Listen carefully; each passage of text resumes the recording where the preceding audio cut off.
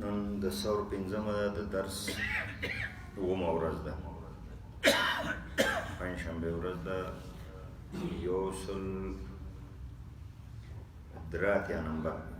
سل څلور اتیا نمبر آیت د سورې بقره. أعوذ بالله من الشيطان الرجيم. بسم الله الرحمن الرحيم. يا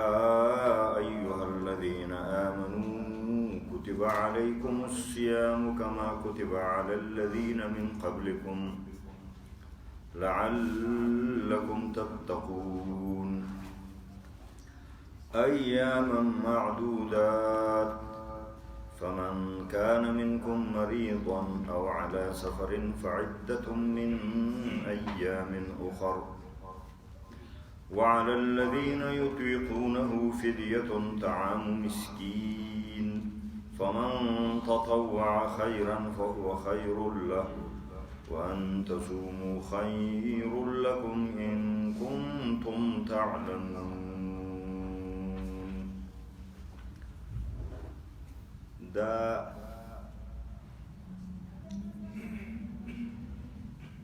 درېمه حصه ده د سورې بقرې چې په باره د جهاد کې ده، او یو آیت چې دی اولنی آیت یو سل واویاوم په هغې کې د مجاهد اوصاف ذکر شو، او بیا د هغې نه پس د څلور اصول د امن د قیام دپاره ذکر شو، چې یو هغې کې قصاص و، بل تقسیم د اموالو دی په قانون الهي باندې، چې کوم مملکت کې معاشي انصاف نه وي، اقتصادي انصاف نه وي، او دولت په ناروا طریقه باندې تقسیمیږي او ظالمانه طریقه باندې تقسیمیږي. ځینې خلکو ته ډېر د ګټې کولو چانس ورکول کېږي، او ځینې خلک د جایز تجارت نه محرومیږي. نو هغه ځای کې امن قایمېدی نشي چې چېرته انصاف نه وي، بالخصوص اقتصادي انصاف او معاشي انصاف، چې هلته د دولت او د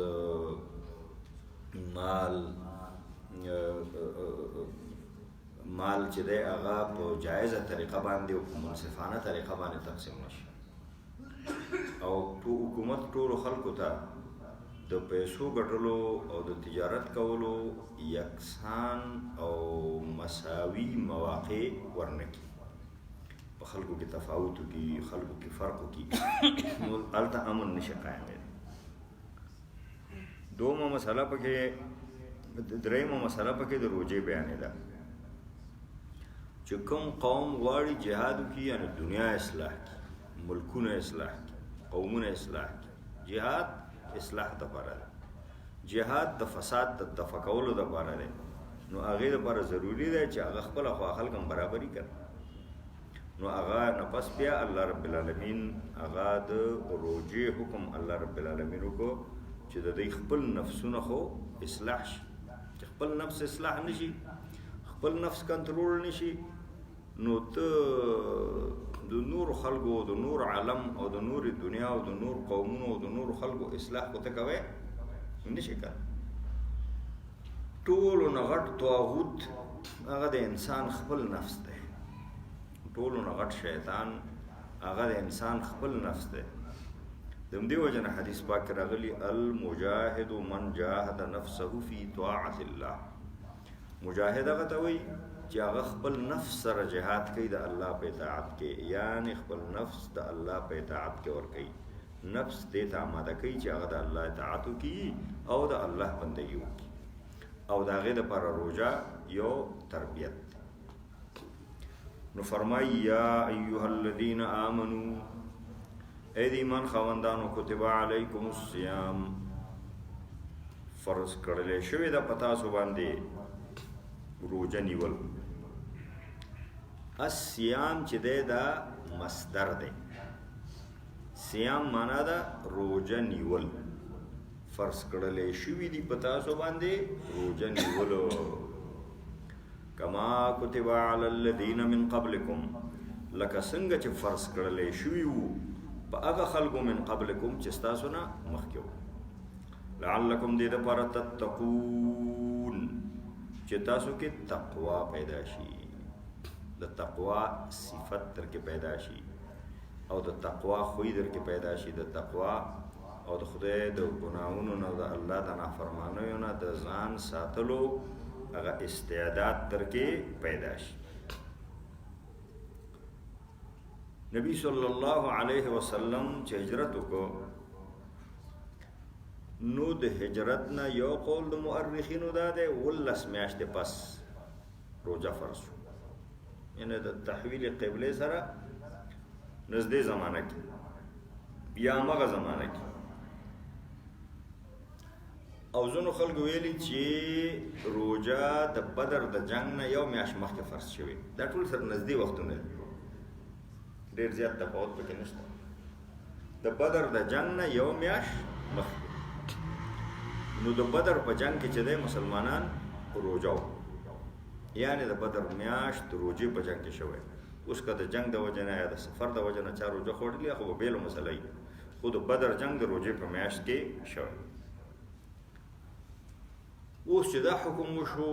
چې روزه در باندې فرض کړلی شوه، لکه څنګه چې مخکینیو امتونو باندې فرض کړلی شوې وه، یهودو باندې، نصاراو باندې او د هغې نه مخکینیو باندې، نو دا خو ګران کار دی چې یو میاشت سړی روزه نیسي. نو د اسانولو دپاره دې دپاره چې ذهنیتونه ورته آماده شي، ویې فرمایل ایاما معدودات، دا ورځې دي شمیرل شوې.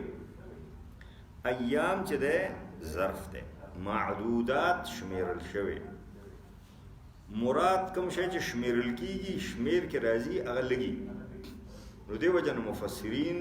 د معدودات نه تعبیر کوي په قلائل، یعنی ایاما قلائل، لږې ورځې دي، یو څو ورځې دي. اوس الله رب العالمین دې دپاره چې دا بوج د خلکو د سر نه سپک شي نور هم اسانوي. فرمایي فمن کان منکم مریض او علی سفر، نو څوک چې په تاسو کې مریضي یا په سفري، فعدة من ایام اخر، نو شمیر پوره کول دي د نورو ورځو نه. اوس دی په روزه کې په سفر دی، 15 روزې وخوړې، نو نورو ورځو کې دی بیا دغه شمیر پوره کړي، دغه 15 دی قضا کړي چې د روزو تعداد یې پوره شي. فعدة یعنی فعلیه عدة، فعلیه عدة، په ده باندې شمیر پوره کول دي من ایام اخر د نورو ورځو نه.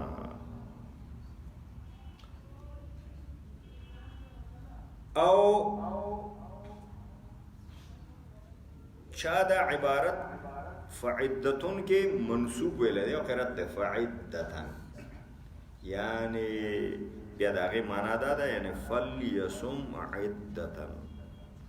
نو روزه دې ونیسي همغه شمیر من ایام اخر د نورو ورځو، رمضان نه پس چې د رمضان میاشت نه وي. وعلى الذین، او په هغه خلکو باندې یطیقونه فدیة طعام مسکین، دا بیا اسانه نور هم اسانه. اول کې دا حکم آسان راغی که ګوره یو سړی دی هغه روزه نیوی نشي، روغ دی، مریض نه دی، مسافر نه دی، هېڅ شی نه دی، و بد نشي نیوی، نو هغه دې فدیه ورکړي. د هرې روزې په بدل کې د 2 وخته یو مسکین ته ډوډۍ ورکړي. وعلى الذین، او په هغه خلکو باندې یطیقونه چې طاقت د روزې لري او نه نیسي، فدیة، هغې باندې فدیه ورکول دي. او دا فدیه څه شی دی؟ طعام مسکین، مسکین ته طعام ورکول دي 2 وخته. فمن تطوع خیرا فهو خیر له، فمن تطوع، خیره څوک چې په خپله خوښه باندې د خیر کار کوي تطوع کوي فهو خیر له نو دا د خیر کار خو دته بهتر دی ښه دی ورته دې معنا دا ده یو سړی یوه روژه خوري یو مسکین ته نه دو مسکینانو ته ډوډۍ ورکوي دریو ته یې ورکوي لسو ته یې ورکوي زرو ته یې ورکوي نو دا خو لا ښه خبره خو کم از کم یو مسکین ته دو وخته ډوډۍ ورکول دا خو فرض دی دا خو ورکوي چې څوک روژه نیوی شي او بیا یې خوري وَأَن تَصُومُوا خَيْرٌ لَكُمْ إِن كُنتُمْ تَعْلَمُونَ او که تاسو روژه ونیسئ دا درته بهتره ده که تاسو پوهیږئ اوس دا وَأَن تَصُومُوا خَيْرٌ لَكُمْ دا حکم د مخکینی آیات کم بند او کمی جملې سره تړلی دی کم بند او کمی جملې سره تړلی دی چا ویلي دا مطیقینو سره تړلی یعنی کم خلق چې د روژې نیولو طاقت لري بیا هم روژه نه نیسي نو هغه به یو مسکین ته ډوډۍ ورکوي د یو روژې په بدل کې 2 وخته خو اخر کې ورته الله وایي وَأَن تَصُومُوا خَيْرٌ لَكُمْ خو که تاسو روژه ونیسئ نو دا درته بهتر ده د دې نه چې ویې خورئ بیا فدیه ورکړئ ځکه نیوی خو شئ که نه وی نیسئ سستی مه کوئ او چا ویلی چې دا حکم مطیقینو سره او مخکینیو سره ټولو سره تړلی که څوک په سفري مریضي هغه به بیا نورو ورځو کې روژه ونیسي که چا طاقت یې نه نیسي هغه د فدیه ورکړي دې 3 واړو ته الله وایي چې وَأَن تَصُومُوا خَيْرٌ لَكُمْ خو که تاسو روژه ونیسئ روژه به ښه وي تاسو ته خوراک خو جایز شو خو که روژه ونیسئ روژه به درته ښه او چا ویلي چې دا وَأَن تَصُومُوا خَيْرٌ لَكُمْ بالکل د آیات سره لګېدلی کتب علیکم الصیام هغې سره لګېدلی فرض کړلی شوې ده په تاسو باندې روژه وَأَن تَصُومُوا خَيْرٌ لَكُمْ او که تاسو د روژه ونیسئ نو دا به تاسو دپاره بهتره وي په دې خبره باندې پوه شئ خو دا خو توجیحات او تعبیرات د مفسرین خو کوم سیاق کې چې دا ځای راغلی دی نو دا د مطیقینو ته نږدې دی مطیقینو ته نږدې دی نو غالبا متبادر همدا ښکاري چې الله دا مطیقینو ته وایي چې تاسو خو طاقت لرئ نو چې روژه ونیسئ د فدیې ورکولو نه تاسو دپاره روژه ښه ده او هغه نور تعبیرات هم علماء بیان کړي سفر کې روژه نیول ښه دي که خوړلي ښه دي نو که دا یو ترجمه چې مخکې وشوه که ترجمه هغه ترجمه شي نو بیا خو د سفر کې نیول ښه دي او خوړل روا دي مرض کې خوړل ښه دي که نیولې ښه دي نو د هغه یوې ترجمې په اساس نیولې ښه دي خوړلې روا دي او که ترجمه دا بله شي نو عام طور باندې د فقهاو رجحانم دې ته دی چې سفر کې تا ته اختیار دی چې نیسې او کې خورې دا تا ته اختیار ته د خپل اختیار په اساس باندې او د خپل اختیار مطابق فیصله کوی شي که یو سړي تکلیف نه هغه نه چې هغه یاره زه ونیسم ښه دی بیا قضایانو څوک راوړي نو ودې نیسي یو سړي باندې نبی علیه الصلاة والسلام په روژه کې تیر شو هغه بېهوشه شوی غوندې و بېدمه شوی غوندې و پروت نو نبی پاک صلی الله علیه وسلم وفرمایل چې په داسې شي وي خلکو ویلې چې دی روژه دی نو نبی علیه السلام ویلې چې د هېڅ د نیکۍ څه کار نه دی کړی یعنې چې اوس نیوی نه شي او بېدمه پروت یې خو مې نیسه سفر وکړه پاتې شو جنگ په حالت کې روژه نیول د جهاد په حالت کې روژه نیول نو هغه خو د فقهاو منځ کې اختلافي حکم دی چې یو خو هغه جهاد دی چې هغه د سفر سره وي مع السفر نو هغې کې خو بیا څه جګړه نشته کوم جهاد چې سفر مسله پکې مطرح نه وي یعنې خلک خپل کور کې او جنگ او کافر پہ راشي جهاد کوي وی خوري کوونی سي دا مسله د فقهاو منځ کې اختلافي ده خو امام ابن تیمیه رحمت الله علیه قوي دلایل باندې ثابته کړې ده چې خوړل ورته روا دي او ځینې احادیثونه معلومیږي چې نبی علیه السلام په جنگونو وخت کې حکمن به خلکو ته ویل چې روزه ماته کړئ انکم قد دنوتم عدوکم فافطروا اقوالکم تاسو چې د دښمن ته نږدې شوي یا دښمن تاسو ته نږدې شوی دی تاسو دښمن ته نږدې شوي نو تاسو چې دی روجې وخورئ هغه به تاسو دپاره اقوایي یعنی تاسو ته به قوت درکړي تاسو ته به تقویت درکړي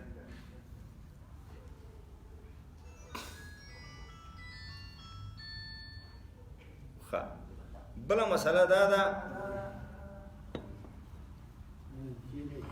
چې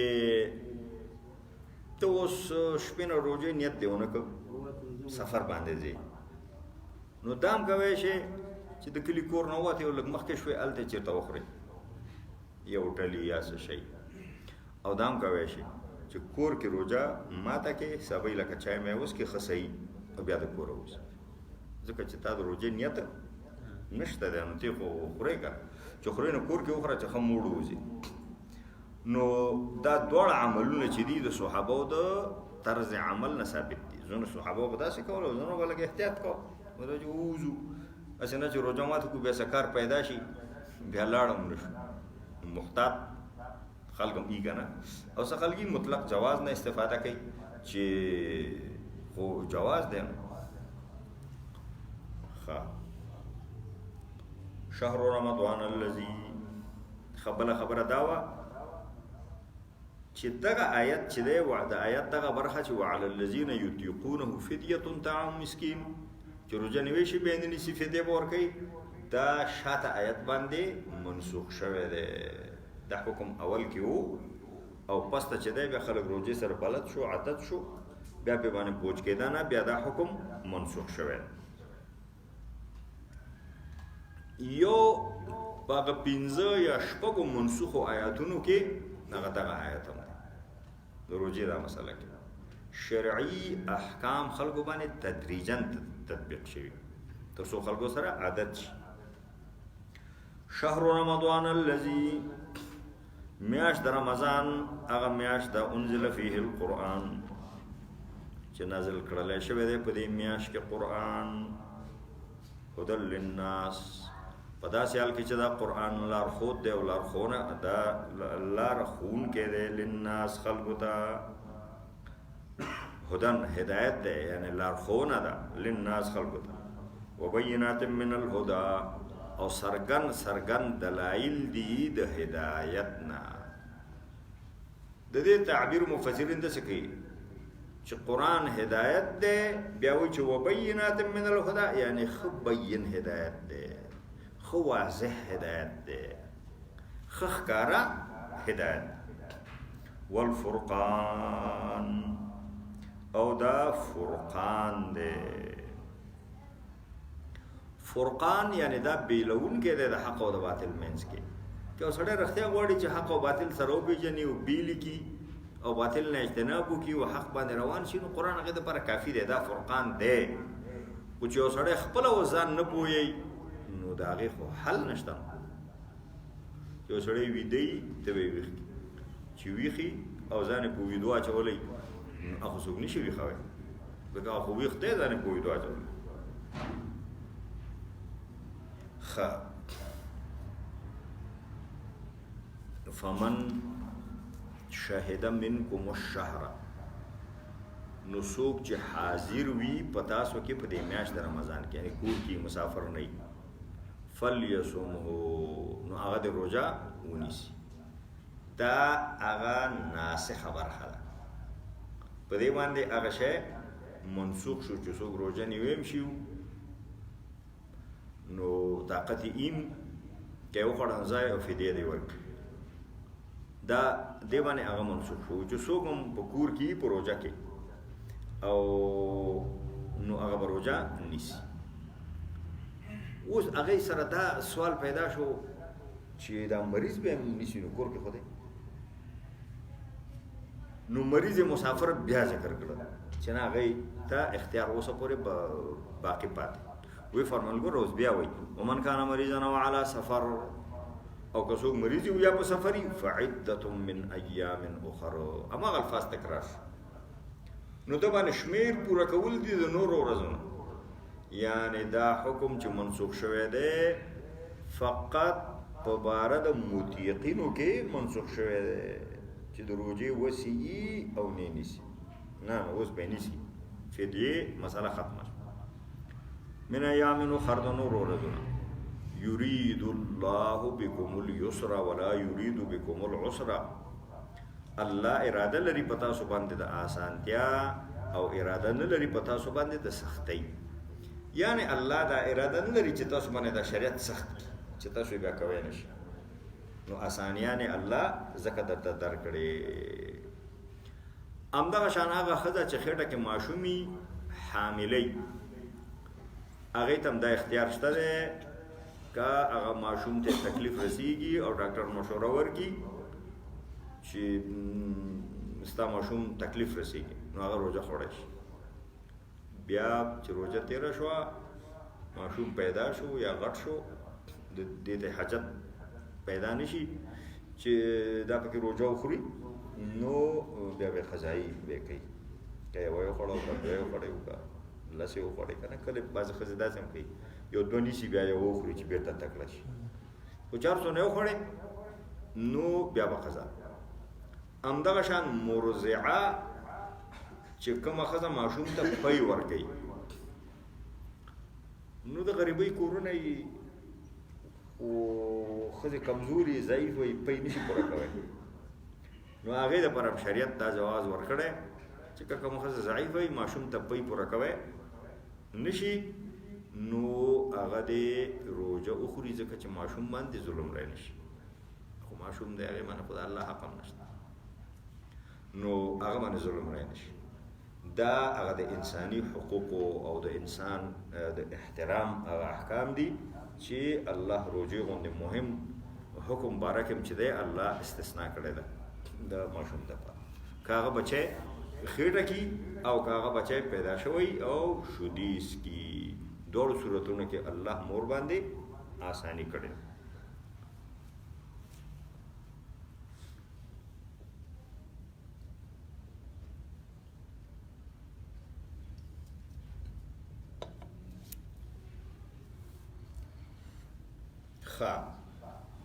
اوس دا خبرې راغلې چې قضایي به نیسئ نو قضایانو حکمت الله بیانوي ولتکملوا العدة دې دپاره چې شمېر خو تکمیل کوي که نه اوس دېرش روزې دي کله 9 راشي نو تا پکې 4 شپږ وخوړی نو نورو خلکو 9 ونیوي مثلا یا 13 ونیوي تا پکې 4 شپږ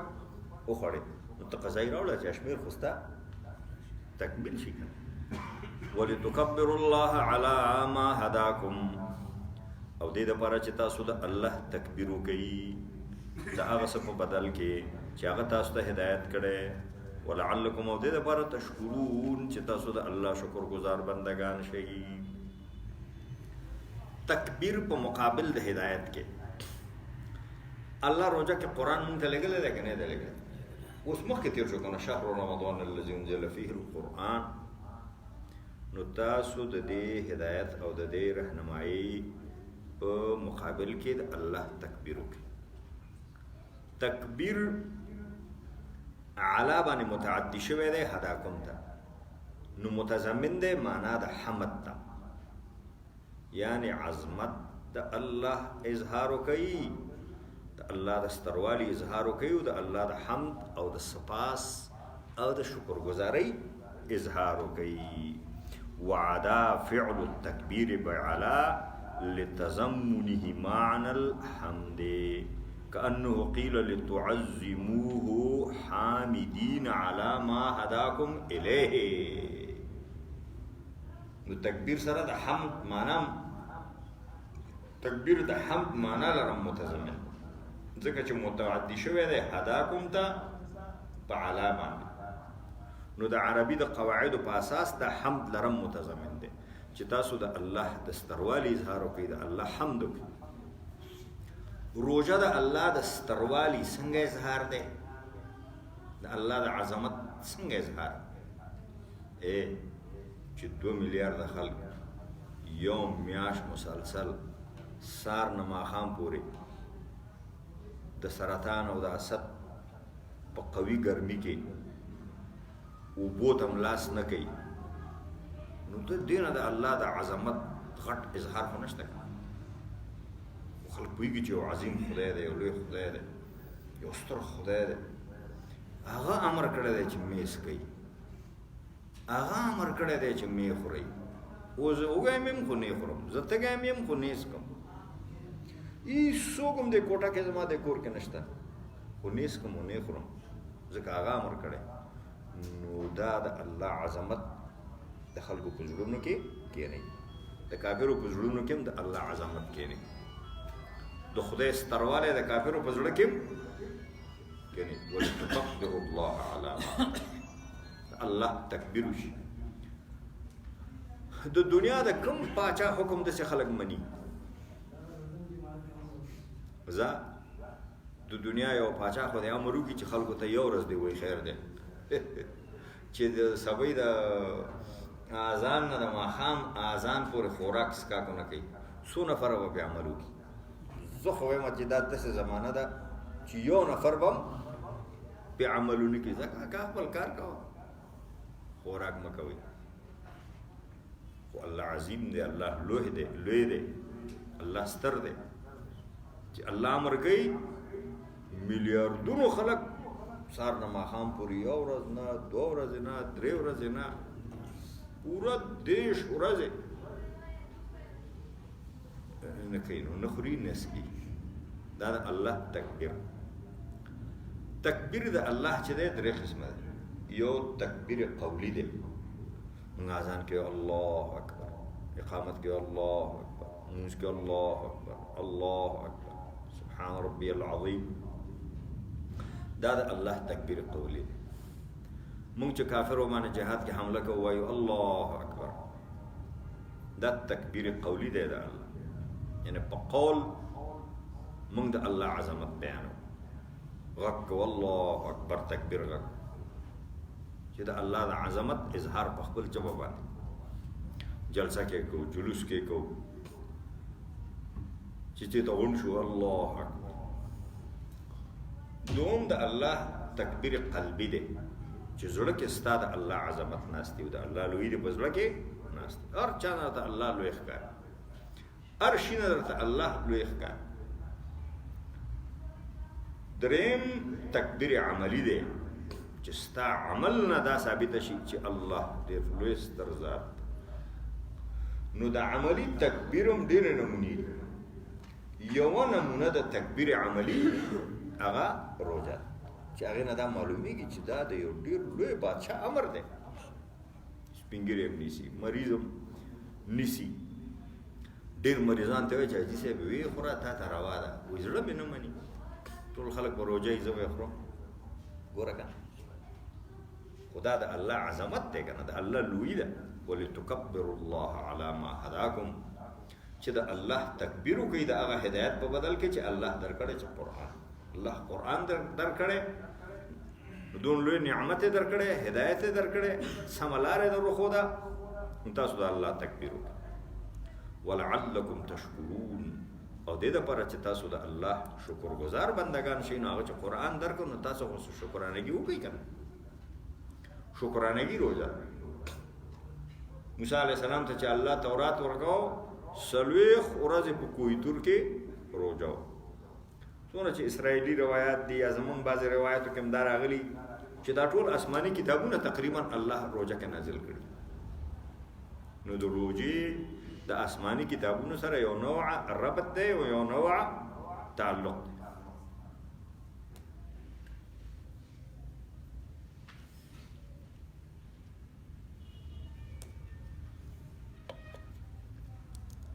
یو نوع تعلق دی او ربط دی. وَإِذَا سَأَلَكَ عِبَادِي عَنِّي فَإِنِّي قَرِيبٌ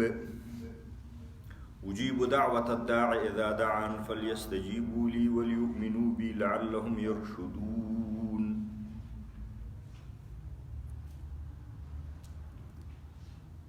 الله اول مونږ ته امر د تکبیر وکړو، بیا امر د شکر وکړو، او هغې نه مخکې امر د روجې وکړو. اوس مونږ ته وایي چې زه تاسو ته ډېر نږدې یم، زه درته ډېر نږدې یم. هر سوال چې ما نه کوئ زه قبلوم په خپلو شرایطو. فرمایي وإذا سألك او کله چې تا نه پوښتنه وکړي اے محمد عبادي زما بندگان عني زما په باره کې، یو حدیث کې راغلي دي اقریب ربنا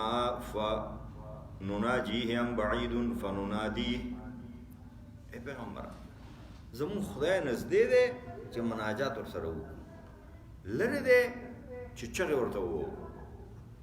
نو وایي چې کله پوښتنه وکړي زما بندګان ما په باره کې له تا نه فإني قریب، نو زه نږدې یم. اجیب زه قبلوم دعوة الداع، دعا د یو دعا کوونکي اذا دعان کله چې هغه مانه دعا وغواړي. فلیستجیبوا لي، نو پس دی دم زما استجابت وکړي، یعنی زما حکمونه د عملي کړي. ولیؤمنوا بي، او په ما باندې دی ایمان راوړي. لعلهم يرشدون، شاید دوی درست لار عمومي. بس ما باندې دی ایمان راوړي، زما خبرې دی عملي کړي، زما حکمونه دی عملي کړي، استجابت دی وکړي. نو زه دی ته نږدې یم، د دې دعاګانې زه قبلوم. دې نه پس بیا د روژې حکم راغی. احل لکم لیلة الصیام، یعنې د روژې مسائل بیان. نو علما دې کې یو نکته بیانوي چې اول کې هم د روژې مسلې، بیا د روژې مسلې منځ کې دا د دعا آیت دا دې ته اشاره ده چې روژې کې الله دعاګانې قبلوي. دا دې ته اشاره ده چې روژه کې الله دعاګانې قبلوي. او زویمه اشاره څه کې؟ اشاره خو د قرآن ده. احادیثو کې خو نبی صلی الله علیه وسلم فرمایلی چې الله د روژهدار دعاګانې الله أحل لكم ليلة الصيام الرفث إلى نسائكم هن لباس لكم وأنتم لباس لهن علم الله أنكم كنتم تختانون أنفسكم فتاب عليكم وعفى عنكم فالآن باشروهن وابتغوا ما كتب الله لكم وكلوا واشربوا حتى يتبين لكم الخيط الأبيض من الخيط الأسود من الفجر ثم أتموا الصيام إلى الليل ولا تباشروهن وأنتم عاكفون في المساجد تلك حدود الله فلا تقربوها كذلك يبين الله آياته للناس لعلهم يتقون. دلته دا مسله وه چې د سار اذان نه ماښام اذان پورې خو خوراک سکاک او زنانو ته نږدېوالی الله مړې کړی و. دې نه څه خلکو سره دا فکر پیدا شوی و چې دا زنانو ته نږدېوالی به د شپې به هم صحیح نه وي، یعنې ټوله روژه کې به دا کار صحیح نه وي. چا سره دا فکر پیدا شوی و چې ماښام نه ماسخوتن پورې او تراونه بعد پورې چې څونه وخت کې ویښي خو ځه ته خپل زنانه ته نږدې کېدی شي خپلې ښځې ته، خو چې یو ورته ویده شوې که بیا د شپې هم راپاڅېږې نږدې کېدی نه شي. کېدی شي دا د یهودو نه د نسواراو نه یا همداسې مروج څه شیان ذهنونو کې پاتې وو،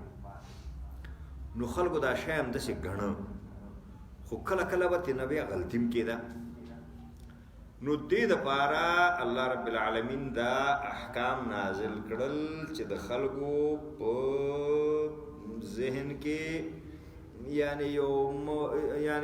یو مجرمانه ذهن پرورش ونه کړي. یعنی دا حکم خو داسې نه دی، خو چې تی اوس په غلطه همداسې انګیرې او بیا یې ماتې، نو ته خو په حکمونو ماتولو باندې بلدېږي که نه. نو دا الله د دې صفایي وکړه چې نه دا داسې نه ده چې بس ماښام شو او شپه داخله شوه نو تاسو خوراک هم کوی شئ، اسکاک هم کوی شئ، زنانو ته هم نږدې کېدی شي، د سبا اذان پورې دا غلط فهمي رفع شو. احل لکم بعض خلکو د دې آیت په باره کې ځینې مفسرون دا تعبیر کړی چې دا هم داسې شریعت و، خو بیا خلکو عملي کوی نه شو، نو الله حکم اسانه کړ. یو جماعت د مفسرونو لیکلي چې دا شریعت نه و. شریعت ځکه نو چې روژه خو الله وي ثم اتموا الصيام الى الليل، نو شریعت دا د کوم ځای نه شو؟ دا د خلکو انګېرنې وې، د خلکو اجتهاداتو، بیا هغه خپل انګېرنو باندې عمل هم کوی نه شو، یو نه به پکې خطا وشو، نو هغه غلط فهمۍ الله دې سره صفا کړي. څه شی منسوخ شوی نه دی. ما دغه دوم هغه خوښېږي ځکه چې دا منسوخ شوی دی او دا منسوخ شوی، دا ډېر نسخونه پیدا کول، نو دا هم ډېر ښه روش بنئ.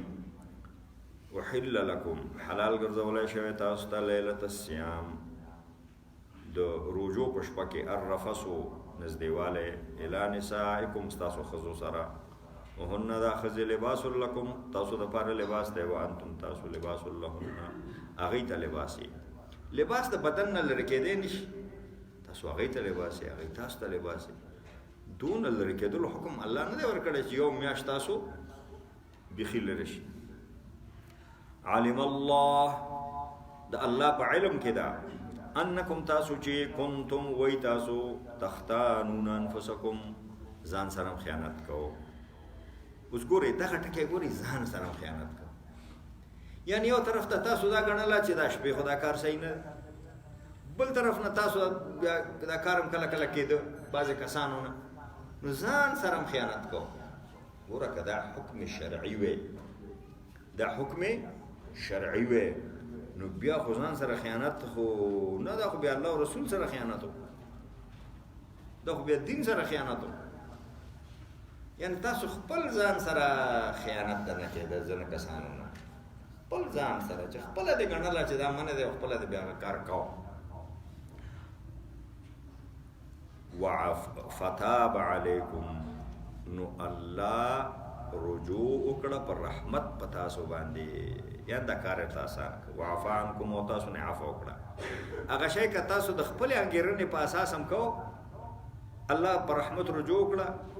او عفو وکړه، بس خبره ختمه شو. فالآن، نو اوس باشروهن، مباشره ورسره کوئ، نږدېوالی کوئ. وابتغوا ما كتب الله لكم، او طلب وکړئ د هغه شي چې الله تاسو ته لیکلی دی. یعنی تاسو چې زنانو سره نږدې کېږئ، یوازې هدف د دا نه وي چې قضا د شهوت وشي، تاسو خپل شهوت پوره کړئ. ولټوئ هغه شی چې الله درته لیکلی، یعنی دیني ګټې نظر کې وساتئ چې سړی خپلې ښځې سره یو ځای شي، نږدې شي، زنا نه بچ شي، بدۍ نه بچ شي، عفیف شي، پاک دامنه شي، الله ورته صالح او نیک اولاد ورکړي،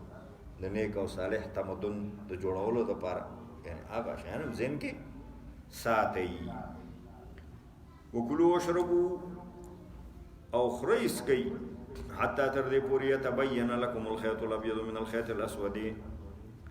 حتی تر دې پورې یتبین چې ښه څرګند شي لکم تاسو ته الخیط الابیض سپینه لکیره، من الخیط الاسود د تورې لکیرې نه. تورې لکیرې نه مراد د شپې هغه توروالی، سپینې لکیرې نه مراد د سبا هغه لکیره ده چې مشرق خواته راخي. خیط عربي کې تار ته هم وایي، تار، خو دلته ته مراد هغه تار نه دی، دلته ته هغه افق کې چې کومه سپینه لکیره یې کوم سپین تار یې، هغه تار دی مراد. یو سړی و، هغه دوه تارونه و خپل بالغ لاندې ایښودل، یو تور یو سپین. هغه الله چې تور تار سپین تار نه بیل شو، بس بیا بند نو هغه به کتې چې تر څو به تور تار او سپین تار یو رقم ښکارېدل، خوړله. چې بیا معلوم شو چې دا تور تار دی، دا سپین تار دی، هغه بلکل ظاهر باندې عمل کړی، نو بیا به بندول. بیا دا قصه نبی علیه السلام ته وکړه. بیا نبی علیه السلام ورسره ټوکه وکړه، ورته ویل انک لعریض القفا، ستا دا سټ ښه پلن دی. ښه مطلب هغه د افق توره لکیره او سپینه لکیره ده، تا ټول افق د بالغ لاندې دې کړو خو پلن سټ دې دې چې ټول افق دې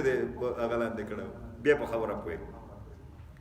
نو بیا دغه ټکی نازل شو دغه ټکی باندې جبرائیل علیه السلام یو کرته راغله منل فجر سپینه لکیرا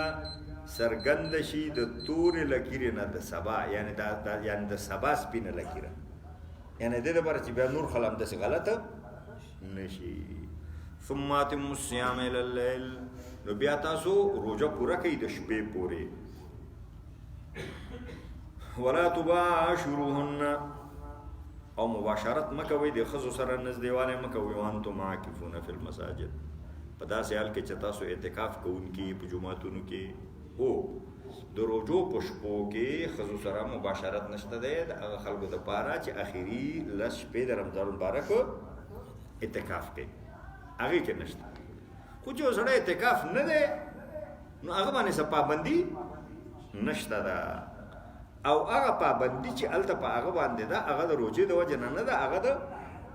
اعتکاف د وجې نه هغه د اعتکاف پابندي ده تلک حدود الله دا د الله حدود دي فلا تقربوها مور ته نږدې کېږئ یعنې حدود خو ماتوئ مې ماتوئ کراس کوئ خو مه خپه خو ترې ماړوئ نږدې مو ته نشي زه کله چې سړی حدودو کې ګرځي دا امکان چې ترې مات شي بیخي ورته نږدې مه ورځئ په الله حدود دي خلاص لرې لرې ترې ګرځئ كذلك اندغه شان يبين الله آياته للناس لعلهم يتقون اندغه شان الله سرګندې خپل آیاتونه یعنی خپل حکمونه للناس خلقو ته لعلهم دې د پر يتقون چې خلق ځانو ساتي د ګناهونو د الله د نافرمایانو نه او د الله د حدودونو ماتولو نه اوس یو سړی روزم نیسي او بیا حرام هم خوري څه فایده شو د هغې روژې لکه د چارایانو ترافیک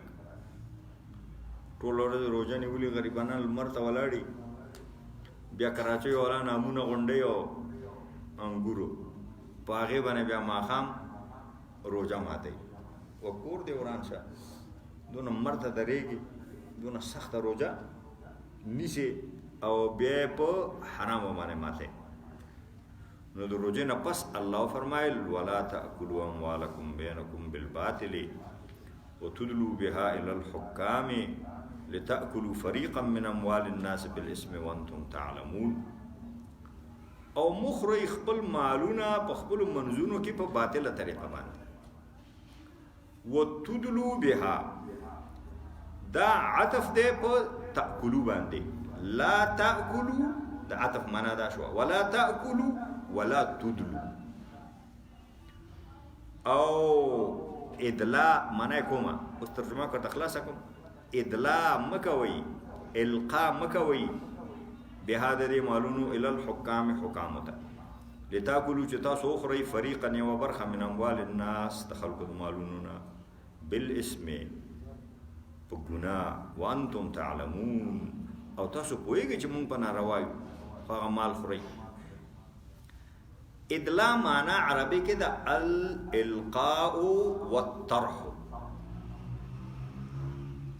وتدلوا بها الى الحكام یعنی مالونه حاکمانو ته مور غورځوي چې هغه ته مال ورکوي بیا د بل سړي پټی تا پسې ولیکي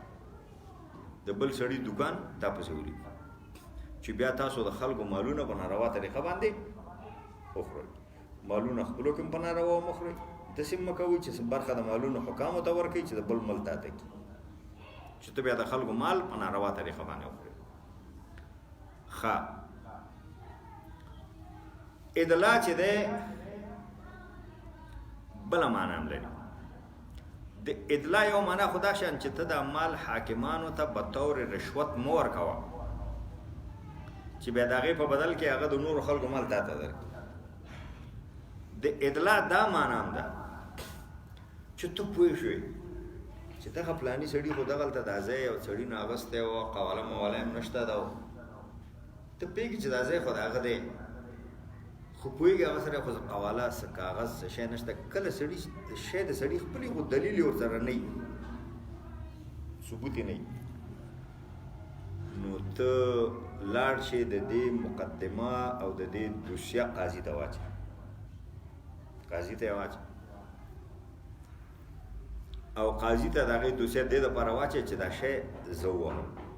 بیا څه پیسې پکې قاضي ته ورکړې څه ته واخلې هغه شی ته ووایې نو داسې مه کوئ ادلا اصله معنا وایي دا په سا کې رسۍ کته کول نو رسۍ چې ته سا کې کته کوې نو هغه اوبو ته رسېږي که نو د دې ځای نه د ادلا په معنا کې د رسېدو او د نږدې کېدو او د قربت مفهوم پیدا شوی دی نو داسې معنا یې کېږي چې ولا تدلو بها الى الحکام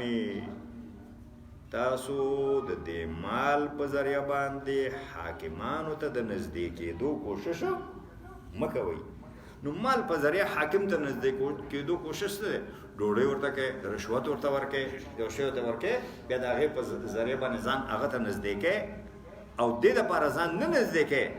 چې زه یو مسکین مدد به پرې وکړم یو بېګناه به پرې د محبس نه خلاص کړم نه دې دپاره ورته ځان نږدې کوې لتاکلو فریقا من اموال الناس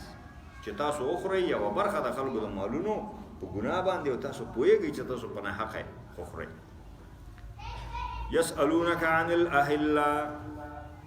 دی تا نه پوښتنه کوي د اهلو په باره کې هلال د اول شپې سپوږمۍ ته پوښتنه داسې وه چې دا څنګه اول وړی بیا غټه شي غټه شي غټه شي 15مې پورې اخوا نه بیا په وړه کېدو باندې شي دې کې څه حکمت د سپوږمۍ غټوالی او د سپوږمۍ وړوکیوالی د زمانو نه انسان ځان ته متوجه کړی په دې خبره باندې پوه شو که پوه نه شو چې دا ولې غټېږي ولې وړه کېږي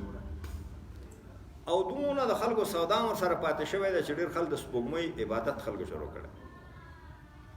بعضې خلکو د اولې شپې د سپوږمۍ عبادتونه هم کړي نو عربانو نبي صلی الله علیه وسلم نه د دې پوښتنه وکړه نو د دې ساده جواب ورکول شو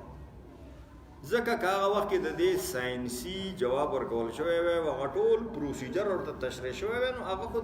بدوان خلکو هغې ته هغې فایده نه کوله او نه د هغې مازغو اخیستی شو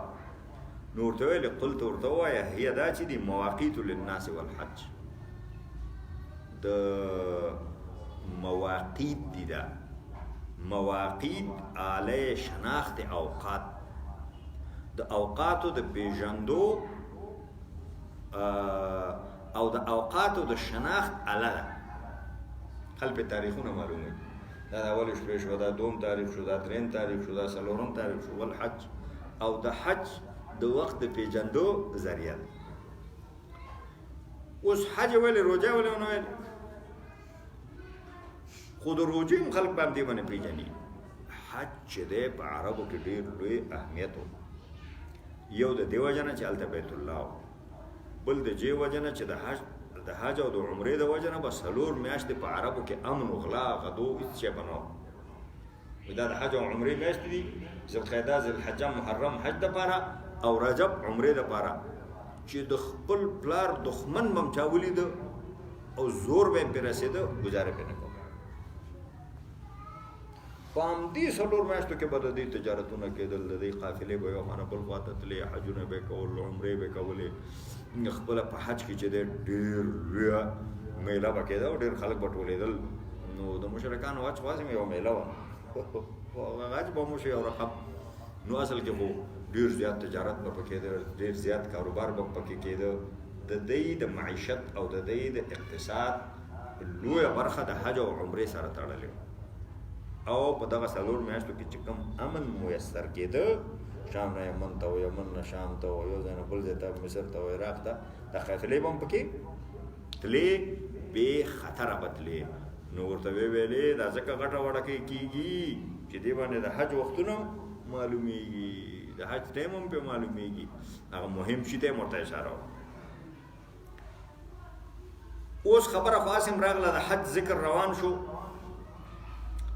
عربانو کې دا رسمو چې د حج احرام به واغوسته بیا به خپل کور ته ننوته د کور په دروازه باندې ننوته شاخ باندې به سوره کوم ننوته یا به دیوال راخته. نو اوس د دې رسم الله اصلاح کوي چې دا څه شی نه دی. تاسو ځان یو شی جوړ وليس البر او نه د نیکی بیان تاسو البیوت چې تاسو لاړ شي خپل کورونو ته. بیوت د بیت جمع ده من ظهورها د شاده طرف ولكن البر من اتقى. دلته هغه پرون چې داس کې تر شو پلیس البر نو آلته هغه مسله دلته ده ولكن البر بر من اتقى. دغه چې من ذات مع الوصف ده او بر وصف ده دغه حمل پدې نه کی. نو اوس په تقدیر د عبارت داسې شي ولكن البر بر من اتقى. لیکن نیکی د هغه سړي ده اتقى چې هغه د ګناهونو نه ځان وساتي. یعنی اصل شی په احرام کې دا دی چې سړی د ګناهونو نه ځان وساتي. ټول عمر به سړی د ګناهونو نه ځان ساتي. خو احرام کې خدای شی نورم شدید کی. نیکی دا هغه سړي ده چې تقوا اختیار کی. دانا چې کور ته د شاخونه سورې وکړي په هغې راننوځي. دې کې څه نیکي ده؟ دې کې خو څه نیکي نشته. دا خو رسم. وأتوا البیوت من ابوابها. زوی خپلو کوټو ته خپلو کورونو ته په هماغه معروفو دروازو باندې ځئ. واتقوا الله او ځان وساتئ. بیا ورته خبره تکرار شو ځان وساتئ د الله د نافرمانۍ نه لعلکم تفلحون. دې دپاره چې تاسو کامیاب شئ. اصل شی ځان د ګناه نه ساتل دي د نافرمانۍ نه ساتل دي. دا نه دي چې ته کوم رسم پوره کړي. دینونه چې تحریف شي معرب شي وخت به ډېر ووځي هغې کې تجدید ونه شي هغې کې مصلحین را نه شي چې هغه بدعات خرافات چې خلکو پکې پیدا کړي هغه ته لرې نه کړي بېرته خپل اصلي شکل کې پیش نه کړي بیا همدغسې شی ته جوړېږي. دلته ټول رسم او رواج او طقوس او رسوم او څه شیان پاتې شي. هغه د دین اصلي جوهر او د دین اصلي سپرټ او د دین اصلي هغه روح هغه چې دی هغه بیا خلکو نه ورک شي. نو ابراهیم علیه السلام ډېر وخت مخکې تېر شوی که نه اسماعیل علیه السلام. بیا خو عربو کې ډېر وخت پیغمبر نو راغلی. څه خلک پکې وو چې الله یې پېژانده دین یې پېژانده پوهېدل چې دا شرک غلط دی. کتابونو کې د هغې ذکر شته بوتانو عبادت یې غلط ګڼه. خو غریبانانو څه اصلاحي کار کړلی شوی نه و چې نورو خلکو ته هم دا خبره ورسوي. نو دې کې دغسې شیان ننوتي. وقاتلو فی سبیل الله. اوس مخکې دا امور مصلحه او امور منتظمه او دا شیان ذکر شو. نو اوس الله وایي چې وقاتلو فی سبیل الله او جنګ وکړئ په لار د الله کې. الذین هغو سره یقاتلونکم چې تاسو سره جنګ کوي. ولا تعتدوا تیری مه کوئ. ان الله بشک الله لا يحب المعتدین. محبت نه کوي الله تیری کوونکو سره. اولنی حکم د جهاد چې هغه کې فقط اجازه وه که جنگ کوئ شی هغه سوره حج کې دی. اذن للذین یقاتلون بانهم ظلموا وان الله على نصرهم لقدیر. کوم خلکو خلاف چې خلکو راغستې ده او پرېږدي نه او جنګونو سره کوي او حملې پې کوي دوی ته هم اجازه ده که جنګ کوي ودې کړي. الله د دوی مرسته باندې قادر. دوم حکم دا راغی چې څوک تاسو سره جنګ کوي هغې سره جنګ وکړئ. نه امر چې څوک جنګ در سره کوي هغې سره جنګ وکړئ. چې څوک یې نه کوي هغې سره یې مه کوئ. کوم کافر قبایل دي هغې جنګ نه کوي نو مې کوه ورسره. ته څه کوې چې جنګ ته تا ملاتړ. وقاتلوا الذین یقاتلونکم. جنگ هغو سره وکړئ چې جنگ در سره کوي. مفسرین وایي اولني آیتونو کې الله تقوا باندې تاکید وکړ او اوس د جهاد او د جنگ امر وکړ د قتال چې دا هغه سختترین نوع د تقوا ده چې دا هم اختیار کوي. ولا تعتدوا تیری مه کوئ. تیرې په جنگ کې دی ته وایي چې انسان د جایزو حدودو نه تجاوز وکړي. څنګه تجاوز وکړي؟ بقتل الشيوخ. جنگ دی روان دی، سپین ږیري مخې ته راځي، غریبانان جنگ مونږ خو نه کوي، هغه مړه کړي. ماشومان مخې ته راځي لکه امریکایان چې مړه کوي، هغه مړه کړي. ښځې مخې ته راځي، هغه مړې کړي. چې کوم خلک مړه شي هغه مړي وسوځوي، پوزې دې پرې کړي، غوږونه دې پرې کړي، مسله وکړي، کور یې بم باندې والوځوي، کور یې وران کړي،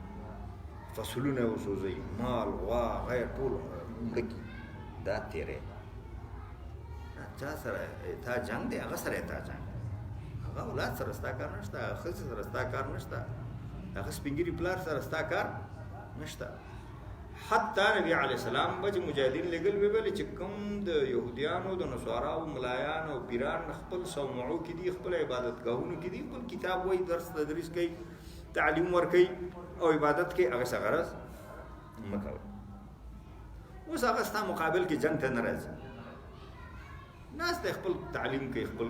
تورات خلکو ته وایي، خپل انجیل خلکو ته وایي، خپل عبادت کوي، ذکر کوي، نو کوي دی که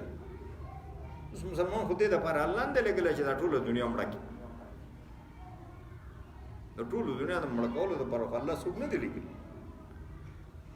نو جنګ وکړئ هغه خلکو سره چې تاسو سره جنګ کوي، تیری مه کوئ، الله تیری کوونکي نه خوښوي. یو جنګ کې نبی علیه السلام یو ښځه ولیده د مشرکینو نه مړه وه، نو ته ودرېده، ډېر خفه شو، دا چا ووژل؟ هغې باندې خفګان او د تاسف اظهار نبی صلی الله علیه وسلم وکړ. وقتلوهم، مړه کئ دا مشرکین، حیث ثقفتموهم، چېرته مو چې ومیندل. سقف هغه میندلو ته وایي چې یو څوک په داسې حالت کې ومومي چې ته پرې غالب یې، یعنې چې چېرته ګیر کړل، ګیره کې راغله نو مړه یې کړي. واخرجوهم، او ویې باسئ، من حیث د هغه ځای نه اخرجوکم چې تاسو یې ته ویستي، تاسو یې د مکې مکرمې نه ویستي، تاسو یې وباسئ. والفتنة اشد من القتل، فتنه ډېره بده ده د مرګ نه د قتل. فتنې نه مراد دلته څه شی ده؟ فتنې نه مراد دلته دا دی چې ته یو سړی تا سره جنګ نه کوي، ستا خلاف یې توره اوچته کړې نه ده، هغه فقط د قوم د مشهورې عقیدې نه ګرځېدلی او هغه خپله عقیده په حقه ګڼي او هغه د هغه عقیدې دپاره په مسالمت آمیزه طریقه باندې تبلیغ کوي. صحیح؟ او تی وهې، ټکې، بندي کې، نه پرېږدي. دې ته وایي فتنه. دا فتنه ته هغه په ازمایش کې اچوي، په امتحان کې اچوي چې اوس بېرته د کفر طرف ته واوړي، که د خپل لاره پرېږدي، که څه وکړي. په دې خبره باندې پوه شو که پوه نه شو؟ نو نبی علیه السلام مکه مکرمه کې چا سره جنګ نه کړی، نه چا ګریوان ته لاس اچولی، خو هغه د الله د توحید تبلیغ کو، د الله د یووالي خبره یې کوله. نو هغوی په نبی علیه السلام باندې هم ظلم کو، خو چونکې د نبی علیه السلام کورنۍ ډېره قوي وه، نو هغسې کارونه خو هغه سره نه شو کوی چې کوم فقیرانو صحابو سره کول، لکه بلال هغه او غلام محابه شو، نو هغه به په تودو شګو کې سملاو او غټه تیږه به ورته په سینه یې ښوده او قمچینو باندې به یې وهه او اور کې به یې سیخان ایښودل چې هغه به ګرم شو، هغې باندې به ورته داغونه ورکول. سمیه، یاسر، عمار، هغې باندې به ظلمونه کول. سمیه یې ووهله په نیزه باندې په شرمګاه کې او هغه شهیده کړه، او یاسر یې چې دی غاړه کې ورته پړی واچو، کشه کړ، مړه کړ. عمار ته یې د اور د سیخانو داغونه ورکول، هغه ځوان هغه د کفر کلمه ویلې، بیا راغی نبي علیه السلام ته یې جړلې، نو رسول صلی الله علیه وسلم ویلې چې کیف تجدک، دا چې کفر کلمه ویلې ځان دې څنګه محسوسو؟ هغه زړه کې مې نه و، نو ویل چې د زړه کې نو چې بیا در باندې ظلم وکړي بیا یې ووایه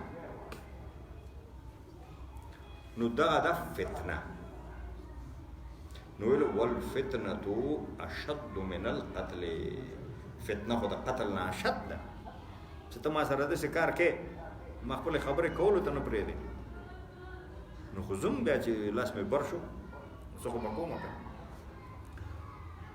اوس بل سوال دا پیدا شو چې مسلمانان حدیبیه کې چې عمرې ته راتلل په شپږم چې اوس وي دوی موږ باندې حرم کې حمله ونه کړي که موږ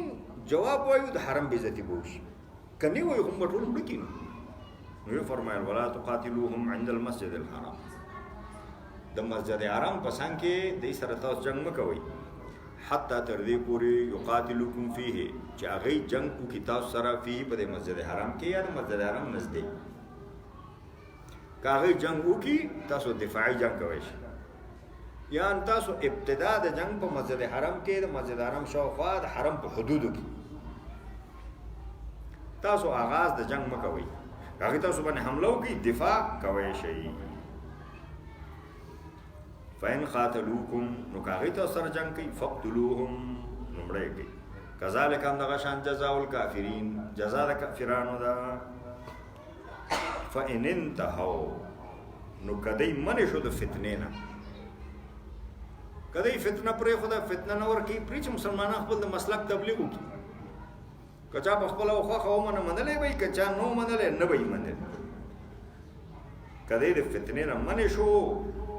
فإن الله نو بشک الله غفور رحیم دی بیا الله بخونکی دی او الله مهربان نو فتنې نه چې منې کېږي نو دو صورته دي یو صورت خدا دی چې ایمان راوړي نو هغې دپاره الله غفور رحیم یا فتنې نه په دې صورت باندې منې کېږي چې مسلمانانو سره روغه کوي صلح کوي هغه هم د فتنې نه د منع کېدو یو صورت دی او شکل دی وقاتلوهم او جنگ ورسره وکړي حتی تر دې پورې لا تکونه فتنه چې فتنه پاتې نشي هماغه شی فتنه ده هغې پورې جنګ وکړي تر څو پورې چې د نظام کفر غلبه پاتې نشي چې مسلمان ونیسي په شوکو کې سملوي او بل ته د اور داغ ورکوي او بل په ماپس کې اچوي او بل په لختو وي دغه فتنه دلته د نظام کفر غلبه ده هغې پورې جنګ وکوي چې د کفر د نظام غلبه پاتې نشي چې مسلمانان د ظلم نه آزاد شي ویکون الدین او شي دین لله الله لره د دین معنا د اطاعت چې اطاعت الله لره شي مراد ته نه ده نظام حکومت ملکی قانون چې ملکی قانون او اطاعت الله لره شي د الله حکومت قائم شي شریعت نظام قائم شي نو بیا چې کافرانو په کې هغې کې اوسېږي نو اوسېږي به چا منې کړي منې کول خو نشته دی الله خو څوک ته منې کوي نه فإن انتهوا که دوی منې شو د فتنې نه نو فإن انتهوا که دوی منې شو منې نه مطلب دا دی فتنې نه منې شو او جزیه منل یو منل اسلامی حکومت په باندې غالب شو دا یو منل مسلمانانو یې دې وطن فتح کړي مقابله ونه کړه فلا عدوان الا علی الظالمین نو بیا نشته د عدوان او دسترازی مگر په ظالمانو باندې نو دې نه دا مسله راوته چې مسلمانان یو ځای فتح کی نو الته بچ دی چا سره تیرې نه کوي ظلم به نه کوي زیاتې به نه کوي خلک به معاف کی غیر د ظالمانو بدر جنگ کې اویا قیدیان ونیول شو نبی علیہ السلام مړه نه کړه 2 نفر یې مړه کړه یو عقبه ابن ابي معيط یو نظر ابن حارث چې هغه به الله رسول پسې ډېر بدل دی کله چې بندیان شوي نو د هغې نه مخکې نور خلک یې خوشې کړل او هغې نه جرمانې واغست او کله چې مکه مکرمه فتح شوه نو هلته هم د یو څو نفرو په باره کې امر وشو چې دا د بیت الله کعبې پردو پورې نښتي دا مړه خو هغې کې بیا څه بد شو خلکو سفارشونه وکړل اسلام یې راوړه څنګه شو خو 4 نفره په هغې کې داسې وو چې هغې کې بیا 4 قتل شو یعنې دا خو زرګونه خلک لاس لاندې وو په زرګونو خلکو کې 4 کسه چې هغه ډېر شریر وو نو همدغه وایي که دی منې شو د جنګ نه او د جګړې نه او د فتنې نه او جزیې ورکولو ته تیار شو نو بیا عدوان او تیری او دسترازي نشته مګر په ظالمان په ظالم تیری خو تیری نه دی خو دې ته مشاکلتاً تیری ویلی ځکه چې دا د هغې د تیري په مقابل کې دی اوس همدا مسله چې موږ کدی سره مخامخ شو په حرامو میاشتو کې ذوالقعده ذوالحجه محرم یا رجب او تا خو بیا عقل خلک دی ورته حمله ونه کړي موږ به بیا څه حرم باره کې خو جواب وشو د حرامو میاشتو باره کې ویل شو الشهر الحرام بالشهر الحرام والحرمات قصاص محترمه میاش او عزتمنه میاش او حرامه میاش چې جنگ پکې حرام شوی بالشهر الحرام د حرام میاش دی په مقابل کې ده دې معنا ده که هغې د مشرکینو هم خو دا عقیده وه چې دې 4 میاشتو کې جنگ صحیح نه او مسلمانان ته هم دا 4 میاشتې محترمې نو که هغې د حرام میاشتې حرمت ساتي حمله نه کوي نو تاسو یې په طریق اولا مه کوئ خو که هغې د حرام میاشتې حرمت نه ساتي او تاسو باندې په حرامه میاشت کې بې ګناه بې خطا حمله کوي نو تاسو ته هم د دفاع حق شته حرامه میاشت د حرامې میاشتې په مقابل کې ده یعنې که هغې احترام کوي تاسو به هم کوئ که هغې جنګ کوي تاسو هم ته جنګ اختیار شي والحرمات قصاص او حرمتونه احترامات د دې میاشتو یا د حرام دا برابر دي تاسو هغې ته دا برابر دي دا داسې نه دی چې هغه به ماتئ او ته به ناست په توره به دې وایي مړکۍ به دی ته وایې چې دا خو حرام دی زه څه وکړم ته وایې چې دا خو حرامه میاشت ده زه څه وکړم حرمتونه برابر دي دواړه جانبه به احترام کوي چې هغې نه کوي تاسو هم خپله دفاع کوی شي نو حرام کې حرامو میاشتو کې مسلمانان به د جنگ آغاز نه کوي که څوک پرې باندې حمله وکړي ځان نه دفاع کوی شي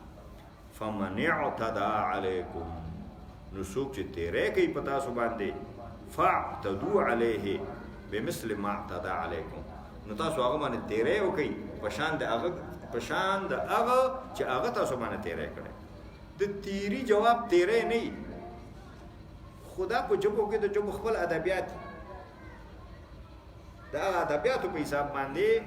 مشاکلتاً د تیری جواب ته هم تیری ویل شوی کنه تیری جواب کو تیری نه واتقوا الله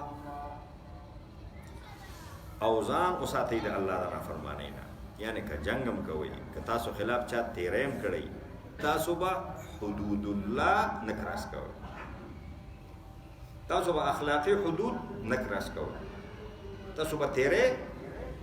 نه کوئ بس د هغې د جنګ جواب به وایئ یعنی د حد نه به نه وځئ چې خلاف شریعت کارونه وکړئ واعلموا وپوهه شئ ان الله چې بېشکه الله مع المتقین یقینا هغه د متقینو د پرهیزګارانو ملګری دی څوک چې تقوا کوي د تقوا روش غوره کوي جنګ کې هم انصاف کوي جنګ کې هم عدل کوي جنګ کې هم د حد نه نه وځي په همغه د شریعت حدودو کې کوي الله د همغه خلکو ملګرتیا کوي اوس دا سوال پیدا کېده یو خو شاته د دې حصه چې ختمېږي د انفاق بیان شروع کېږي او ما ویلي چې قرآن لینکونه ورکوي نو دلته د انفاق لینک ورکړه ځکه چې لږ وروسته د انفاق بیان د شروع کېږي او خپله بیا جزئي وجه دا ده چې د جهاد امر وشو نو جهاد خو بې پیسو نه کېږي جهاد خو بې پیسو نه کېږي ټول قرآن کې چې الله د جهاد امر کړی دی نو پیسې مخکې کړي په نفس یو ځای نه بغیر وجاهدوا فی سبیل الله باموالکم وانفسکم او جهاد کوي په لار د الله کې په خپل مالونو په خپل نفسونو چې ته مال د بل چا نه اخلي او ته جهاد کې نو ستا هغه جهاد نتیجه نه ورکوي د هغې په نتیجه کې اسلامي حکومت قایمېدی نشي ځکه چې من صرف الدینار بیده القرار عربان وایي چې څوک دینار ورکوي فیصله به هم همغه کوي داسې نه چې پیسې به هغه ورکوي او فیصلې به ته کوي چې پیسې امریکا ورکوي فیصلې به هم امریکا کوي چې پیسې کوم بل مملکت ورکوي فیصلې به هم بیا همغه مملکت کوي په دې خبره باندې پوه شو که پوهېده شو نو ځکه قرآن وایي وجاهدوا فی سبیل الله باموالکم وانفسکم چې مال دې مخپلي او نفس دې خپلي نو اوس فرمایي وانفقوا فی سبیل الله او انفاق وکړئ د الله په لار کې پیسې ولګوئ ته جهاد کول غواړئ نو پیسې مو لګوئ ولا تلقوا بأيديكم الى التهلكه او مګرځوئ په خپلو لاسونو ځان هلاکت ته یعنی چې تاسو انفاق نه کوئ پیسې ونه لګوئ نو دا خو ځان تاسو تباهي ته غورځوئ او همدغه شان واحسنوا او احسان وکئ یو اطاعت دی یو احسان یو اطاعت دی یو احسان اطاعت دی ته وایي چې امر وشو ته کې احسان دی ته وایي چې د زړه مینې سره یې کې د زړه محبت سره یې کې ښه ښایسته طریقه باندې کې ښه اعلی درجه باندې عملي کې واحسنوا او که انفاق کوئ او که جهاد کوئ نو واحسنوا هغې کې حسن پیدا کوي هغې کې ښایست پیدا کوي د زړه د مینې او د زړه د شوق سره یې وکړي ان الله يحب المحسنین او الله چې دی هغه د محسنینو سره الله محبت کوي محسنینو سره الله محبت کوي د احسنو بل معنا چا دا کړي چې انفاق د الله لپاره کې وکړي او جهاد هم وکړي او ګمان په الله خساتي ان شاء الله الله مجاهدون ته غلبه ورکړي بدون ته نه ورکړي الله محبت کوي د محسنینو سره واتم الحج والعمره لله او پورا کوي حج او عمره الله د پاره دا مشهوره مسله که حجي که عمري که نفل منزي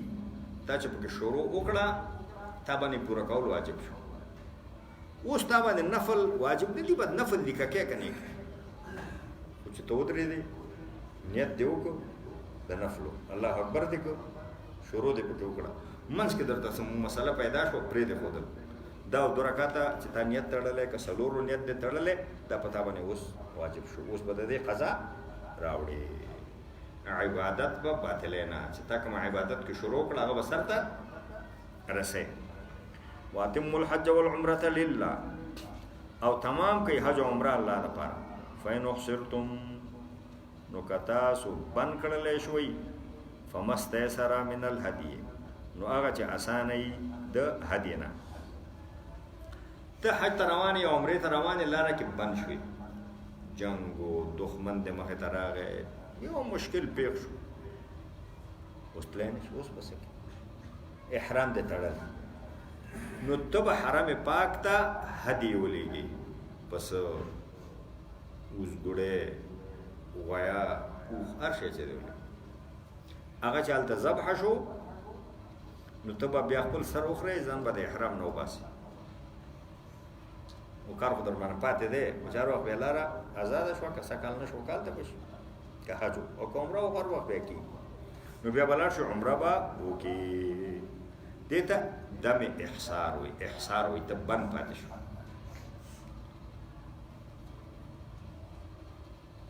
شیخ صاحب دا لېږلي ولېږي هلته ذبح شو دلته چا معلومات ورکوي تلیفون به ورته وکړي که زه د پاور ټلیفون ته خلاص د سوال حل شو کنه چې هغه وخت چې غیر څه کول. امام شافعي رحمت الله علیه مذهب دا دی چې دا اوس ما ویل خو ته مخکې شوې روان دا واورې ولا تحلقوا رؤوسکم او مخرې خپل سرونه حتی تر دې پورې یبلغ الهدي محله چې ورسېږي هدي دغه څاروی خپل ځای ته. امام ونیفه وایي چې ځای حرم دی، چې حرم ته ورسېده هغه هلته ذبح شو ته بیا خپل سر خرې شي. اوس همدې مذهب باندې همدا سوال واردېږي که نه چې تو څه پوهېږې چې هغه ورسېږي. نو دا به خلکو اټکل کوو چې مثلا د عصفان نه مکې پورې 2 ورځې مزل دی، نو چې پنجشنبې هم مزل وکړم جمعې هم مزل وکړم زه لکه خیر دی که داسې ډېره سستي مو کړم نو د هفتې په ورځ 12 بجې خو درته حلالوم. زه د هفتې ماسپښین خو درته حلالوم، زه د هفتې سارې خو درته حلالوم، ماسپښین خو درته حلالوم.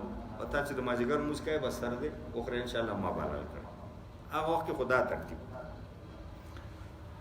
او اوس خو خبره اسانه شوه. او امام شافعي رحمت الله علیه مذهب چې دا محل چې دی دا محل حتی یبلغ الهدي محله همدغه ځای دی چې ته کوم ځای کې بند دی بس همدغلته به حلاله کړې او چې حلاله دې کړه سر مر به دې وخورې ځان به د احرام نه وباسې. نو د هغه په مذهب باندې خو مسله اسانه وه.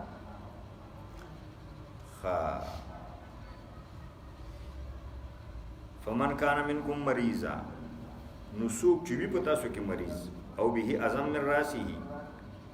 یا هغه لري تکلیف یا مرض من راسه د هغه د سر نه و دا بله مسله. اوس ما خو احرام وتړ او سر کې سپږې وشو نور څه داسې مشکل پکې د بیماري پیدا شو خلکو چې اوس دا خریل پکار دی کنه د سړي ته ډېر تکلیف دی نو بیا دې وخورئ ففدیة من صیام نو بیا په ده باندې ورکول دي فدیه چې فدیه 3 قسم ورکېدی شي روجې دې ونیسي 3 ورځې او صدقه او یا صدقه د هغه شپږ مسکینانو ته نیم سوع ورکول دي او نسک یا قرباني ده. هر شی چې کوی شي قرباني پسه کوي که اوزګوړی کوي که سیرلی کوي چې د قرباني عمر ته برابر وي نو هغه نسک به وکړي. فاذا منتم نو کله چې تاسو په امن کې شوئ پخوا به چې د حج او د عمرې مخې ته خنډونه راتلل نو اکثر به بې امني به وه هغه مرض هم کېدی شي نور شیان هم کېدی شي په عام هغه عمومي خبره یې واغسته چې کله تاسو امن کې شوئ نو فمن تمتع بالعمرة الى الحج نو چا چې استفاده وکړه د عمرې نه د حج وخت پورې فما استيسر من الهدي نو هغه چې دته اسانه ای د هدیه که پسه حلالوي که اوښ حلالوي که غویه حلالوي که سیرلی حلالوي دې مسله ده چې عربانو چې و قبل الاسلام په یو سفر کې به حج او عمره نه کول حج ته به بیل سفر کو عمره ته به بیل سفر کو ویلې به چې ولې یو ځای کو ولې بل سفر نه. اسلام چې راغی نو اسلام دا امر جاری کو نبی علیه الصلاۃ والسلام د الله په امر او قرآن چې نه کوم خلکو کورونه چې د حرام له حدودو نه بیرون دي لري هغه کوي شي چې د حج په سفر کې عمره مو نو دې ته اشاره چې چا استفاده وکړه د عمرې نه د حج وخت پورې او د بیت الله شریف ته لاړ عمره سي عمره خو یو سات کې کیږي بیت الله شریف نه طواف وکړو صفا او مروه مې کې سایه وکړه بس عمره وشو کا بیا لاړ شي ځان حلال کی سر مروخ ری جامع مامي هر شي بدل کی 2 ورځې 3 ورځې 4 ورځې پس د حج وخت کېږي هر وخت وشو نو بیا حج ته بل احرام وتړي حج شروع کی دې ته حج تمتع نو داس کار کچا وکړو نو د چین کې 2 کار وکړو عمره وکړه حج وکړ په یو سفر کې نو دې بده الله شکرانګي ادا کی یو قرباني وکړي نو هغه چې دته اسانه د هدیه نه څه چورته اسان خپل مالی هغه ته وګوري. اوس یو سړی وي چې ما خو صحیح دی چې عمره مې وکړه حج مې وکړو او ما سره پیسې نشته د قربانۍ فرمای فمن لم یجد چې څوک نمومي یعنی وسې نه فصيام 3 ایام فی الحج نو په د باندې روزي نیول دي 3 ورځې په حج کې وم د ذل حج اتم د ذل حج نهم د ذل حج نهم د ذل حج عرفات یو د عرفات ورځ د عرفات نه مخکې لسم خو اختر کې روزه نه کی وسبعه او نور روزي اذا رجعتم چې کله تاسو رجوع وکړه رجعتم نو مطلب امام بونیفه صاحب داخلي چې د افعال حج نه رجوع کړه نه حج نه وزګار امام شافعي صاحب په وجه نه رجوع نه په کامل رجوع مراد ده نه چې کور ته راغلی بیا به ورجي ونی سي تلك 10 كامله دا لس روجي شوي دا لس روجي قائم مقام دا هغه هدي شوي قائم مقام دا هغه ذبح شوي چې هغه سړي باندې چې عمره مو کې حج او زي کې دواړه چې تمتع کې هغه باندې دم تمتع ته وي نو دا لس روجي چې ونی سي دا هغه قائم مقام شو ذلك لمن لم يكن اهله حاضر المسجد الحرام ذلك دا شي دا حج عمره په یو سفر کې جمع کول لمن دا غچا د پاره دي لم يكن اهله چې نبي د کور حاضر المسجد الحرام مسجد حرام څخه حاضر نو مطلب دا دی چې د حرم حدودو کې کور نه کور الته نه چې حاضر نه نو مسافر شو کړه یندا مسافر د پاره چې لږ نه راغلی کور د حرم شریف په حدودو کې نه حرم شریف ډیر لوی دی دا چې موږ تاسو د جدي طرف نه ځو الته په خوا د لار خوځ بدل شو الته په خوا پټکو د پاسپورتونو به کتل شومېسي دغه حدیبیه ده دغه زم حرم دی دین الګه خو بیا جدي په حرم نه ده او د شي طائف خواته چې زی لو ریالته یو جمعات دی په ډبه باندې هم ډیر مزل الته د حرم اخري حد حرم ډیر لوی دی بل حرم نو د حرم د حدودونه چې څوک بیرونی نو هغه چون کې لري نو هغه حج عمره سفر کوي څوک چې د حرم حدودو کې دنه نه نو هغه خو نږدې دی که حرم څونه لوی شي نو هغه دونه لري نه بیا نو هغه بیا حج به بل حج راځي او کله عمره کوي چې کله طبيعت برابر شو بیا به عمره وکړي واتقوا الله او ځانو ساتي د الله د نافرمانی نه وعلموا پوه شي ان الله چې بشک الله شدید العقاب سخت عذاب ورکول والا دی الحج حج ده اشهر معلومات میاشتې معلومی دي یعنی د حج میاشتې هغه معلومی دي شوال ده ذوالقعده ده او لس ورځې د ذوالحجې دي فمن نواغه سوق فرض فيهن الحج چې فرض کې په ځان باندې حج فرض کول دا چې نیت وکړي اراده وکړو بس فلا رفث او احرام وتر نو فلا رفث نو جما بنې خپل کوروالا سره به جما نشي کوي حتی د جما خبره هم نشي کوي بس شي نو خپل ځین پاک ولا فسوق او د ګناه کارونه هم نه بدعملي ګناه نور شه ګناه خو هیڅ وخت روانه ده خو دې وخت کې په پابندي د پاسه پابندي ولا جدال او جنگ جګړه باندې فل حج په حج کې یو سړی بتانه مخکې کېږي یو بټل وایي یو به زما د پاسپورت مور لګو بل به دایمه لګو یو به ماته برابر به ماته برا ته بچا سره جنگ نه کې ټیلا ټمبا با نه کې صبر وکړي وما تفعلوا من خير يعلمه الله او هغه چې د خیر کم کار تاسو کوي هغه الله تعالی حج کې چې سره سونه تقوا وکي سونه صبر وکي سونه حلم وکي سونه گذشت وکي سونه یو بل ته تیر شي امغه الله د تعالی ډیر ورکي امغه عمره د روحاني لحاظ باندې ترقی کوي وتزودوا او ځان سره د لارې توخه اخلي فان خير زاد التقوى بشک بهترینه توخه چې دا هغه تقوا ده واتقون ما نه تقوا وکي او ير وکي یا اول الباب اې خالص او عقلونو خواندا یمن نه بخلک حج تر اختلل دلار توخه به ځان سره نه غستا توخه به نه غستا والي به چې بس مون متوکلین والله باندې توکل کو د خدای د در فقیران همداسې به راوتل. نو بیا خو لاره کې سړی وږی کېږي هغه کېږي نو بیا به سوال کوو خلکو. نو الله رب العالمین ویلې چې دا شی مه کوئ. ملنګي تقوا نه ده، توخه نه اخیستل تقوا نه ده. توخه اخلئ، خرچه اخلئ، جیب خپل ښه برابروئ چې څونه خرچه کوی شئ، تاسو باندې څونه مصرف راځي هغه ځان سره اخلئ. دا بزرګي نه ده چې ته توخه نه اخلې. بزرګي دا ده، نیکي دا ده، ښه سړیتوب دا دی چې د حج سفر ته متقیانه سفر وکړي. ملنګانه سفر نه، متقیانه سفر وکړي. چا سره جنګ ونه کړي، چا سره کنځلې ونه کړي، جګړه ونه کړي، د شهوت خبرې ونه کړي. کوم سړی حرم کې اعتکاف ته ناست و، د حاجي صاحب ته خو ورسه کال اعتکاف دی مو کو ویو د مار لوبه مې 15,000 ته ورسوله.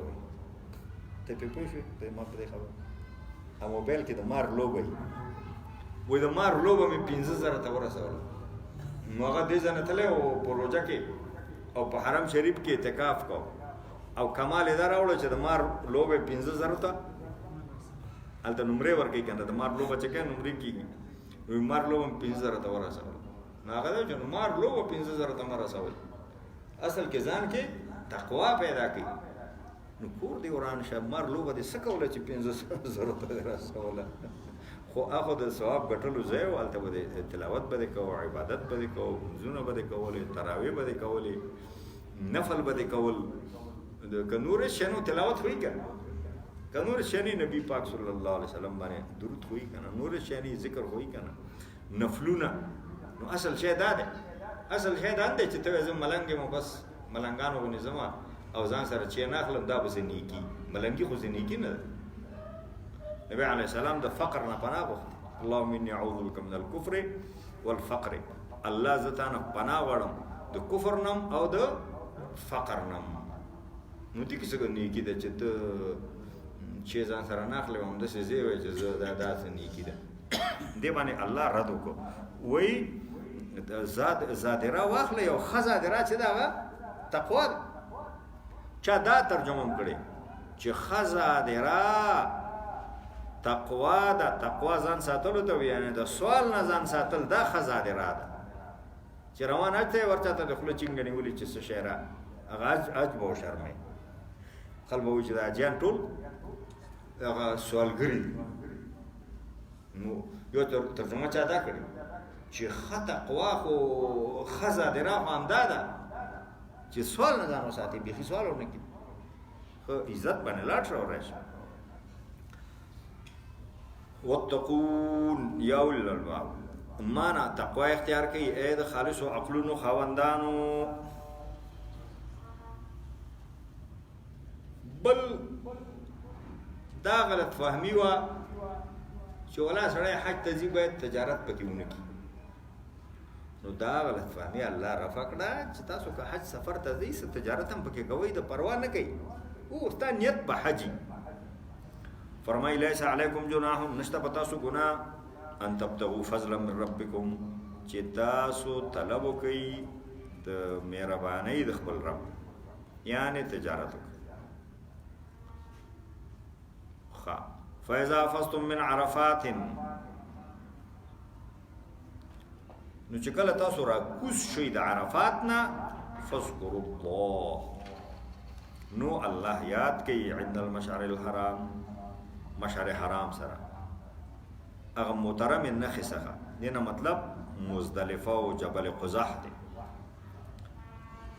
دې کې چې وایي چې کله کوز شئ د عرفات نه، یو نقطې ته اشاره. پخوا خو به ټول عربان عرفات ته تلل، بیا وخت راغلل چې د قریشو برهمنیت قایم شو. او مونږ خو قریشو، مونږ عرفات ته نه ځو. نو قریش به عرفات ته نه ختل، عرفات ته به نه ختل، مزدلفې پورې به تلل. نو الله ټولو ته وایي چې کله کوز شئ د عرفات نه، نو سړی چې یو ځای ته تللی چې بیا ترې کوزېږي که نه، یو ځای ته تللی چې بېرته ترې راځي که نه، یعنې عرفات ته ټول لاړ شي. بیا چا خوانه راغلی مشعر حرم سره الله یاد کوي. مشعر حرم کې مزدلفه کې